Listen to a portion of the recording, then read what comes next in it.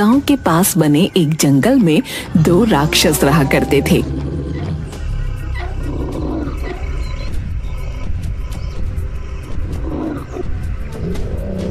उन्हें जब भूख लगती गांव वालों का शिकार करते और उन्हें मार पीट कर खा लेते।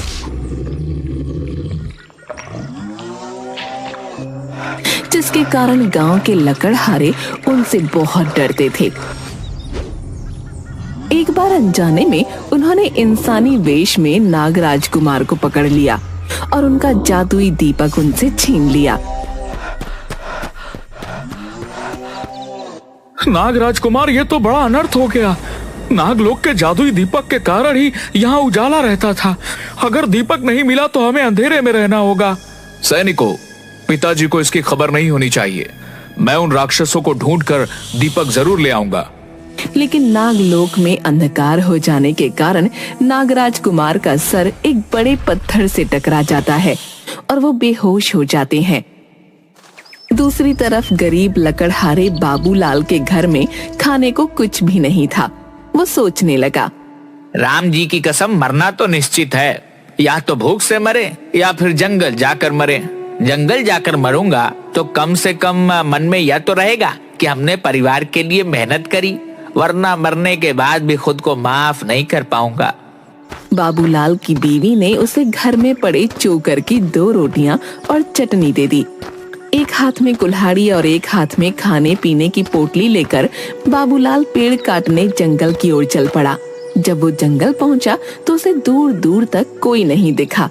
वो सोचने लगा, राम जी की कसम, कितने बड़े बड़े पेड़ लगे हैं और दूर दूर तक पंछी भी दिखाई नहीं देता है। इन राक्षसों के डर से चिड़ियों ने भी जंगल में आना छोड़ दिया है। आगे जाऊं या यहीं से लौट जाऊं? डर के मारे तो हमारी चुटिया खड़ी हो रही है, राम जी की कसम।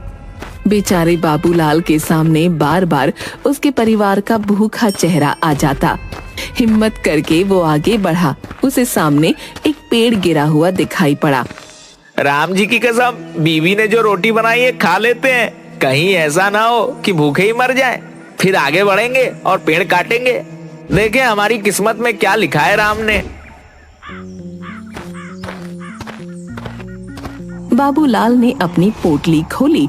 पोटली खोलते ही रोटी, चटनी और प्याज की महक चारों तरफ फैलने लगी। कुछ ही दूरी पर दोनों राक्षस भी पेड़ पर बैठे हुए थे। काफी दिनों से कुछ ना खाने के कारण उन्हें भी बहुत भूख लगी थी। भैया, गलती से हमने नागलोक का दीपक छीन लिया है। नागों के डर से यहाँ छुप कर बैठे हैं, लेकिन इस सुगंध ने तो मेरी भूख को और भड़का दिया है। अरे भैया, लगता है कोई मानव खाना खा रहा है। मुझे तो मानव के मांस की भी सुगंध आ रही है। चलते हैं और देख कर आते हैं कि किसकी इतनी हिम्मत है जो जंगल में हमारा खाना बनने आया है। वह देखो भैया, वह मानव जाति का जानवर पेड़ के नीचे कुछ खा रहा है। कौन हो तुम? तुम्हें डर नहीं लगता? यहाँ पर बैठकर क्या खा रहे हो? आज तो तू गया बाबूलाल। अजी, आपने भी क्या पूछ लिया? मैं गरीब क्या खाऊंगा? सूखी रोटी और चटनी, यही तो हमारी किस्मत है। राक्षसों ने मानव गोश्त के सिवा कभी कुछ नहीं खाया था। ये नई चीजों को देखकर उनके मुंह में पानी आ गया। उन्होंने बाबूलाल से कहा, बाबूलाल भाई, क्या तुम अपनी रोटी हमें दोगे? राम जी की कसम, भगवान झूठ ना बुलाए। हाथी के जैसा तो शरीर है आपका। भला ही छोटी छोटी 2 रोटियों से आपका क्या होगा? अरे भैया, अगर यह रोटी तुम हमें दे दोगे तो हम तुम्हारी जान भी बख्श देंगे और तुम आराम से लकड़ी काट कर अपने गांव वापस चले जाना। हे भगवान, क्या मुंह दिखाऊंगा गांव में जाकर?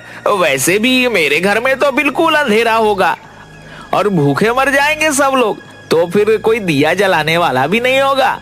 अरे वाह, क्यों ना नागलोक का दीपक हम इस मानव को दे दे। अगर दीपक इसके पास रहेगा तो खतरा भी इसी को होगा और हमारी मुसीबत टल जाएगी। बहुत बढ़िया छोटे, तू कमाल कर दिया। चल ला, दीपक किसी को दे देते हैं और इसके बदले में इसका खाना ले लेते हैं। इस मूर्ख को क्या पता कि यह अपनी मौत ले जा रहा है। तुम्हारे घर में कभी अंधेरा नहीं होगा, मैं तुम्हें यह जादू का दीपक भी दे दूंगा। यह तुम्हारे घर में कभी अंधेरा नहीं होने देगा। बाबूलाल ने मन ही मन सोचा, इन्हें मना करने का मतलब है मौत। राम जी की कसम, अपनी कटी हुई लकड़ियां और जादुई दीपक ही लेकर घर चलता हूँ, इसी में खैर है। दीपक और लकड़ियां उठाकर वो घर पहुंचा।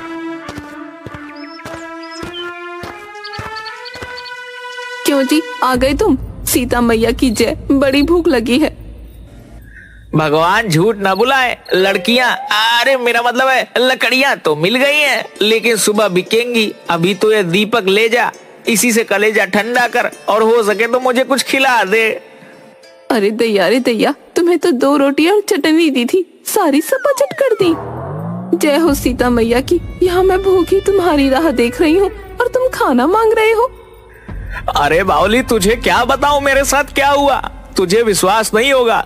जा, अच्छा जा, अपने अंधेरे घर में कम से कम दीपक तो जला दे। निर्मला ने बाबूलाल के हाथ से दीपक लिया और जला दिया। दीपक जलाते ही पूरे घर में उजाला फैल गया। ऐसा लग रहा था जैसे घर में सूरज निकल आया हो।